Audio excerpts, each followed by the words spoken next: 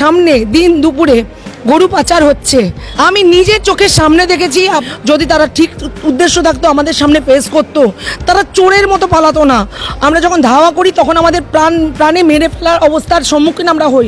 আমাদের রাজ্যে গরু পাচার হচ্ছে কিনা বা আমাদের রাজ্যে গরু পাচার হয় কিনা তা সেই সচক্ষে প্রমাণ পেলেন হাইকোর্টের আইনজীবী, জাতীয়তাবাদী আইনজীবী কাউন্সিলের এই মুহূর্তে বা আমার সঙ্গেই রয়েছেন পারমিতা দি, জেনারেলের সেক্রেটারি। পারমিতা দি নিজে চোখে দেখলেন গরু পাচার হচ্ছে, তারপরে হাইকোর্টে মামলা, আজকে কি হলো? আমরা লাস্ট 29শে জানুয়ারি 2023-এ আমরা গেছিলাম আছিপুর বজবজ পুরাতন খেয়াঘাটে। কোনো একটা ঘটিত কারণের জন্য আমরা অ্যাডভোকেট সম্প্রদায় কিছু আমরা একত্রিত হয়েছিলাম। সেখানে আমরা দেখতে পাই ওইখানে 3:45 নাগাদ একটা তখন নৌকা আনলোড হচ্ছে খেয়াঘাটে, এবং সেখানে মার্ক করা গরুগুলো নামছে, রক্তাক্ত গরুগুলো নামছে। তখন আমরা কিছু মানুষ দৌড়ে যাই এবং তাদেরকে ধাওয়া করি, গরুগুলো কোথা থেকে আসছে, কী পারপাসে আসছে।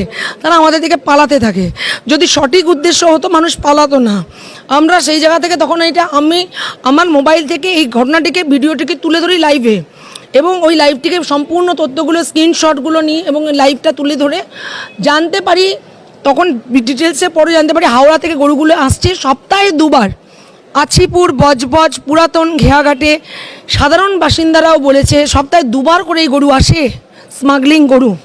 সেখান থেকে আমরা তখন গুগল সার্চ করে আইসি পূজালিকে ফোন করি, তাকে সম্পূর্ণ তথ্য নিয়ে ঘটনাটিকে জানাই এবং তাকে বলি যে আপনার যে কথোপকথন আমরা কিন্তু বয়ান রাখছি, কারণ আমরা অ্যাডভোকেট, আমি জেনারেল সেক্রেটারি অ্যাডভোকেট জাতীয়তাবাদী আইনজীবী কাউন্সিল, ওনাকে বলে রেকর্ড রাখছি, আপনি আমাদেরকে জানান।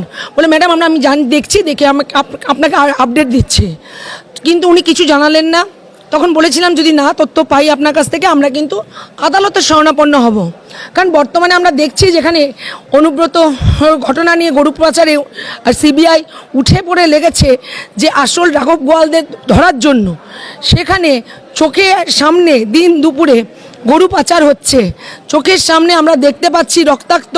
আজকে সনাতনী হিন্দু আমরা, নারায়ণ আমাদের গোমাতার মধ্যে রয়েছে, সেই গরুগুলো কিভাবে পাচার হচ্ছে সেই তথ্যগুলো যখন আমরা তুলে ধরি, তখন আমরা সুপারিনটেন্ডেন্ট অফ পুলিশ ডায়মন্ড হারবারকে জানাই, চিঠি দিই, আইসিকে দিই উইথ প্রমাণ, কিন্তু আমরা রেসপন্স পাই না।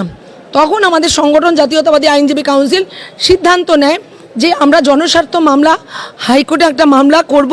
কারণ আমরা জানি 2020-তে সিবিআই চার্জশিট পেশ করে এই যে গরু পাচারের যে টাকাগুলো হাওলায় কীভাবে আসছে বাংলাদেশ থেকে গরু পাচারের মাধ্যমে, এবং এই টাকাগুলো আমাদের রাষ্ট্রের বিরুদ্ধে কিভাবে বিভিন্ন কাজে লাগছে, রাজ্যে কীভাবে এই টাকাগুলো ইউটিলাইজ হচ্ছে। সেখানে আমরা দেখতে পাই AK-47-এর মতন বিভিন্ন আমরা অস্ত্রগুলো, বেআইনি অস্ত্র, এই সমস্ত হাওলার টাকা কিভাবে আমাদের রাজ্যে কোন কোন খাতে ব্যবহার হচ্ছে সেই তথ্য কিন্তু আমাদের সামনে আসে। সেখানে আবার সেই তথ্য যেখানে সিবিআই চলছে, সেখানে এই ঘটনা খুবই নিন্দনীয়, এবং চোখে আঙ্গুল দিয়ে বুড়ো আঙ্গুল দেখিয়ে প্রশাসনকে যে দিন দুপুরে গরু পাচার চলছে পশ্চিমবঙ্গ রাজ্যে, সেটা আমাদের সামনে এসে ওঠে। সরকারি পক্ষের আইনজীবী আজকে উনি প্রশ্ন করেছেন, দেখুন মৌমাছিদের চাকে আমরা ঢিল মেরেছি, মৌমাছি উড়বে। ওনারা আসল পয়েন্টে না এসে প্রশ্ন তুলেছেন জাতীয়তাবাদী আইনজীবী কাউন্সিলের ভেরিফাইড কিনা, রেজিস্টার্ড কিনা। কারণ আমরা যখন একটা মামলা করছি কোনো কাগজ দিয়ে, লেটার হেড দিয়ে, আমাদের পুরো তথ্য না থাকলে, রেজিস্ট্রেশন না থাকলে, সেন্ট্রাল রেজিস্ট্রেশন যেখানে আমরা বলছি, এবং সেই ঘটনাগুলো যখন আমরা তুলে ধরি, তারপরে তারা বলে যে এই গরুগুলো বিক্রি হয়েছে। আমাদের মাননীয় চিফ জাস্টিস সেখানে প্রশ্ন আমাদের যখন হয়েছে, তাদের বলেছেন পারফেক্ট এই গরুগুলো বিক্রি কী করে বোঝা যায়।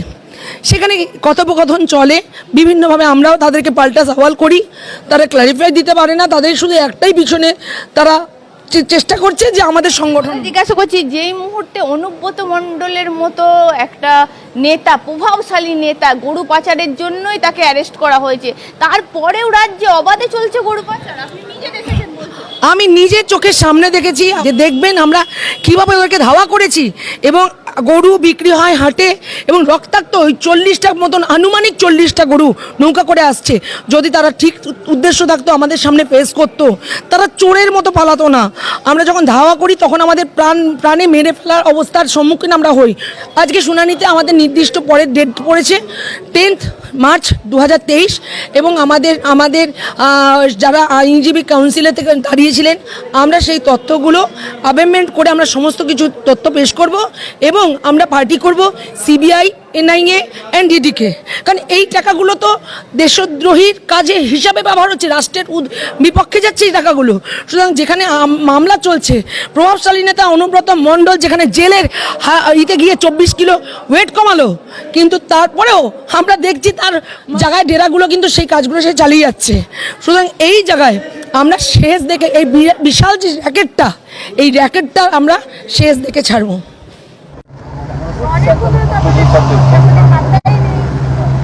আপনাদের চোখে পড়ে না এই যে গরুগুলো যাচ্ছে, আপনাদের চোখে পড়ছে না? এই পিছনে তো আরেকটা গাড়ি ছিল, তাকে তো পুলিশ বলেছে চলে যা চলে যা চলে যা। আপনারাই তো মিলেমিশে এগুলো করছে, তাই না? আপনারা জানেন না, আপনারা জানেন না যে এই গরুগুলোকে আনা হচ্ছে, কোনো পেপার নেই, কিছু নেই, জানেন না? হ্যাঁ, 7 জন ছিল ছুটে পালিয়েছে, এদেরকে ধরুন। এই দুজনকে ধরলে তাকে কারা 5 জন পালিয়েছে তাদেরকে পাবে।